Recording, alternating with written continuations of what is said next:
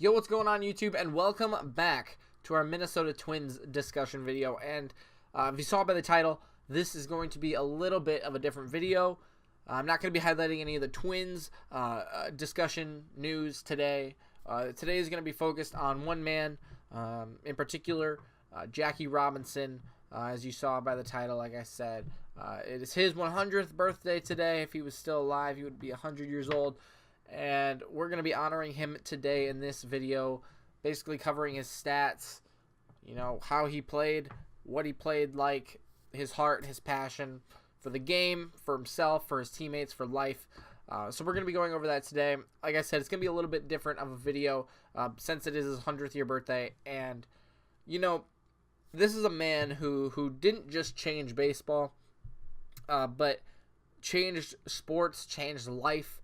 In general for African Americans, and the time frame that he was playing. I mean, this guy, this man that we're going to honor today is one of, if not the, most influential, one of the best baseball players in the history of the game.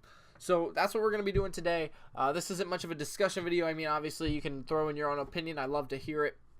But that's what this video is going to be today. So let's just jump into it. I want to start with two quotes from Jackie Robinson that I really like myself. The first one goes with your life, and that is, life is not a spectator sport.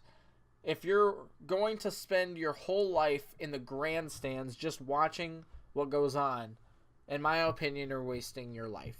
So I like this quote a lot in general because it talks about, it brings baseball and life together. And I'm a big baseball fan. You all know that. The Twins and everything. So what this quote means to me is, why would you want to sit on the sidelines, not get involved with life? I mean, you only got one life, right?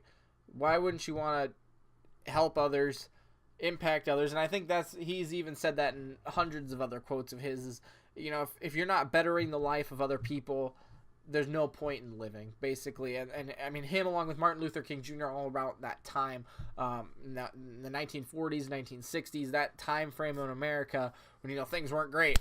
It's fantastic to see how he wanted to change things and, how he wanted to live life. He did not want to waste it. I think that's a great quote from Jackie Robinson. And another one that I personally take a lot onto myself is, I'm not concerned with liking or disliking me. I'm not concerned with your liking or disliking of me. All I ask is that you respect me as a human being. And I mean, I don't know if I've talked about it before. I've been bullied in high school. I mean, it was not a fun time. But, I do my YouTube channel here. I played baseball in high school. I have a lot of other things that I do, play video games, broadcast, that kind of stuff. And it's like, I know a lot of people think I'm stupid for it. I know a lot of people think, you're dumb, you shouldn't do that kind of thing. Just, try to put people down. And that's, I don't care. Like, I don't care. Mean comments don't mean anything to me. Honestly, it's not what I'm concerned about. The point is, it doesn't matter if you like me or not. I mean, say what you want, but as long as you respect me as a human being, that is what this is about. That is what, our interaction, our relationship, my relationship with my teammates in high school when they were bullying me, it doesn't matter. All matters is if they respect me as a human being. And that kind of ties into the last one, with you wasting your life. I mean, why do you want to impact why would you want to hurt somebody? I mean, there's bad people in the world, but that's just that. Those are two quotes that really stick out to me from Jackie Robinson and how he played the game. I mean, that's what I'm saying, is he wanted to make the game better. He wanted to be treated like a human being. That's two of the best things that ever came from this guy's mouth were respect and dignity. And those are the two things that I preach into my life and try to help others with. So that's my little spiel on that. Let's just jump into his stats right away, though. I mean, like I said, this guy, for being the first African American in baseball, came in 1947, kind of before all of the big civil rights movement started, but obviously America was still pretty crumbled at that time. So came in 1947, won Rookie of the Year. How about that? I mean, this guy was a good ball player from start to finish, and I mean that's just the baseline of it. So Rookie of the Year in 1947, and this was also a guy who came into the league, played almost every single game for the Brooklyn Dodgers, and I mean he performed as well. I mean he had 600 at bats almost in all of his seasons. He had plus 100 runs in all of his seasons, or almost all of his seasons. Down towards the end of his career, he was a little bit less, but 100, 200 hits in most of his seasons, 30 to 40 doubles. He didn't hit a lot of home runs, but he didn't need to because he was a contact guy, a speed guy. He still hit 10 to 20 home runs every season. RBIs are in the upper 80s.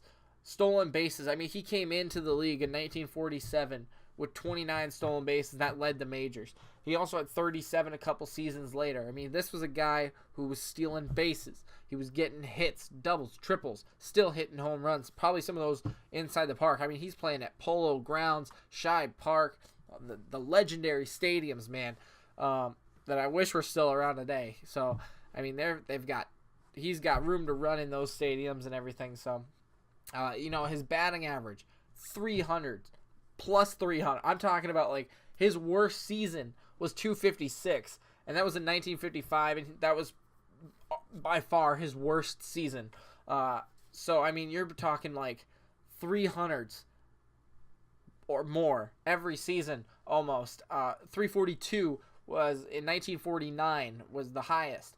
OBP is upper 400s.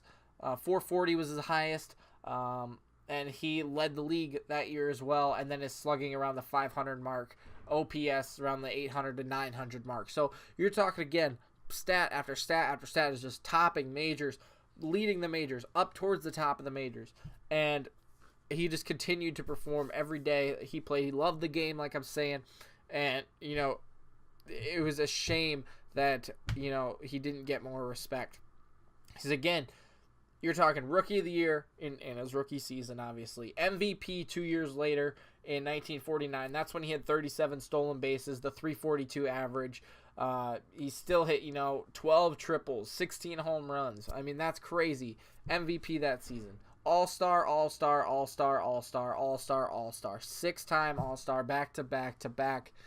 6 times. Again, in the MVP running every single year except for 1954 and 1955.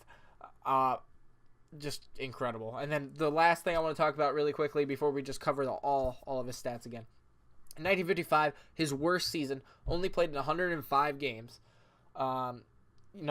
Just under 400 plate appearances. 51 runs is all.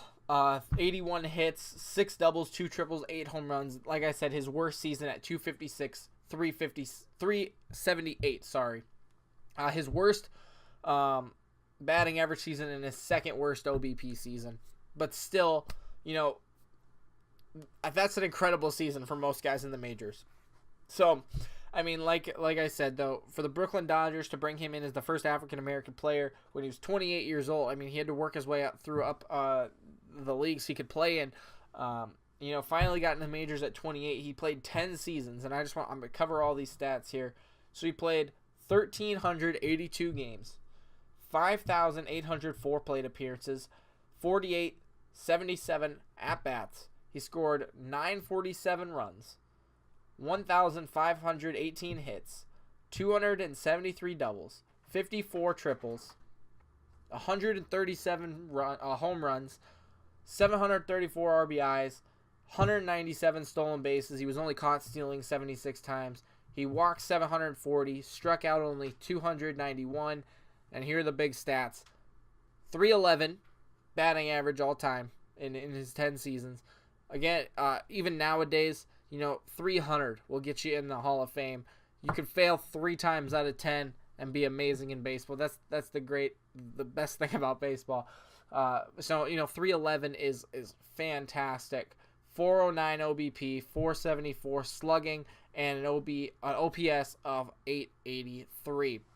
This guy All-Star 6 times, Rookie of the Year, MVP, and only played 10 years in a time where he was completely disregarded as a person, and nobody thought anything of him. So, I mean, just to honor him today on his 100th birthday is absolutely fantastic for, everybody around baseball and sports in general, to honor this guy and what he did, his impact on baseball specifically, and around, the sports world in general, even, like I said, the world in general.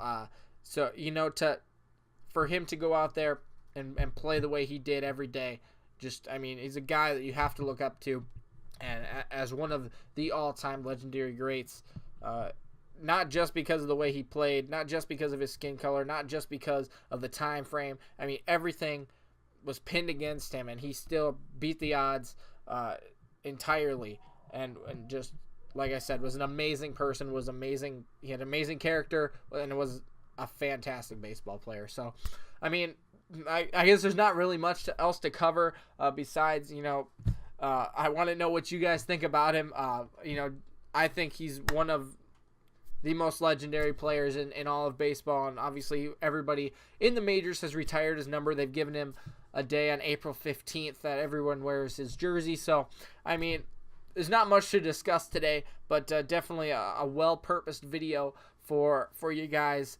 as you can, see maybe more in depth into his stats, his playing time with the Dodgers, and everything that goes along with that. So that's all I got for you today. Thanks so much for watching. I will be back tomorrow with more Twins news and more of the Twins atmosphere, but definitely a well needed video today. So that's all I got for you today. Thanks so much for watching, and we will see you next time.